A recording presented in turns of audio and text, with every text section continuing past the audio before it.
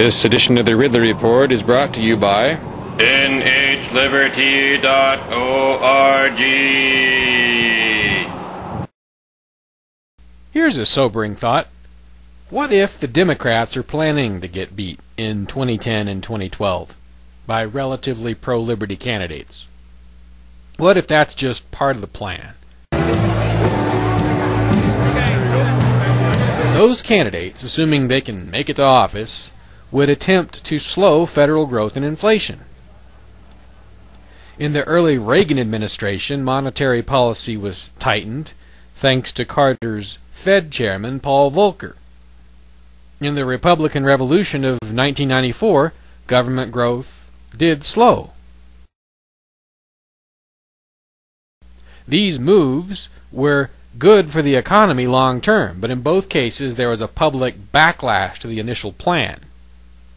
Well, now we have a situation where probably economic health is further removed from us than it was in 94 or 81. In terms of money supply, the Feds have gone far deeper into Weimar Germany territory than they did in those days. So, a correction or healing process would probably be much more painful than the 81 recession, which turned so many people against Reagan.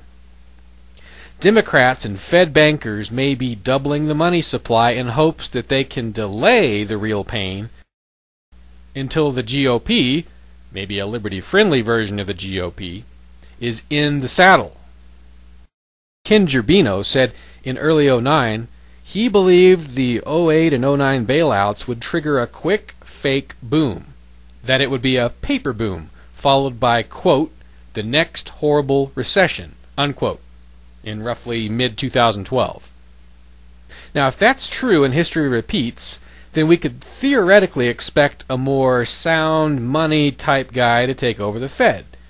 Republicans, perhaps in the Reagan mode, regained the White House in 2012, but they would inherit such a mess that any long-term fix would be extremely painful, as in empty stomach painful.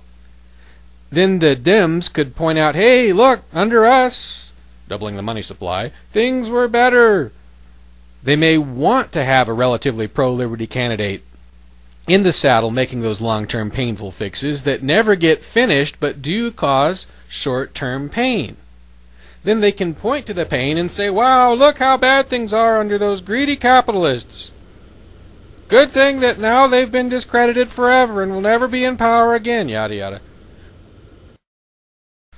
Just some thoughts.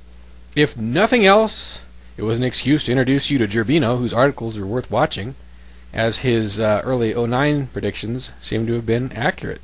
You can see his article in the video description.